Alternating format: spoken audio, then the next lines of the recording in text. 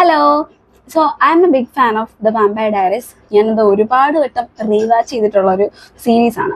അപ്പം എൻ്റെ സ്വപ്നങ്ങളിൽ പോലുമില്ല നമ്മുടെ നാട്ടിൽ ഇങ്ങനൊരു ഫാൻറ്റസി ടൈപ്പ് ഒരു പടം വരികയും അതൊരു ഇത്രയും ഭയങ്കര ഒരു സക്സസ് ആവുകയും ചെയ്യുക എന്നുള്ളതൊന്നും എൻ്റെ മനസ്സിലേയില്ല. കാരണം നമ്മുടെ നാട്ടിലുള്ള ആൾക്കാർക്ക് ഇത്തരത്തിലുള്ള ഫാൻറ്റസി എലമെന്റ്സ് അങ്ങോട്ട് അക്സെപ്റ്റ് ചെയ്യാനുള്ളൊരു എന്താ പറയുന്നത്, ആ ഒരു മെന്റാലിറ്റി അത്രയുണ്ടെന്ന് എനിക്ക് തോന്നുന്നില്ല. അപ്പം ജസ്റ്റ് ഇൻ കേസ് എന്തെങ്കിലും ഒരു പാളിച്ച പറ്റിപ്പോയാലും മൊത്തത്തിൽ കോമഡി ആയിപ്പോൾ. അതുപോലെ ഫാന്റസി കൊണ്ടുവന്നിട്ട് കോമഡി ആയിട്ടുള്ള ഒരുപാട് പടങ്ങൾ നമ്മുടെ മുമ്പിലുണ്ട്.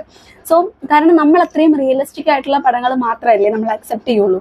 സോ അപ്പം ഞാൻ കുറച്ച് ദിവസങ്ങളിലായിട്ട് ഞാൻ കാണുന്ന റീലെന്ന് വെച്ചാൽ ലോക കൊള്ളാം, പക്ഷേ വാമ്പയർ ഡയറീസ് എന്ന് പറഞ്ഞാൽ ഇത് ഭയങ്കര ഇതാണെന്നൊക്കെ പറഞ്ഞിട്ട് ഭയങ്കരമായിട്ടുള്ള കമ്പാരിസൺസ് വീഡിയോസ് ഒക്കെ ഞാൻ കണ്ടു.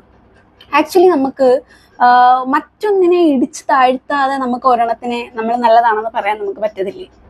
ലോക is Loka, T V D is T V D, മനസ്സിലായോ?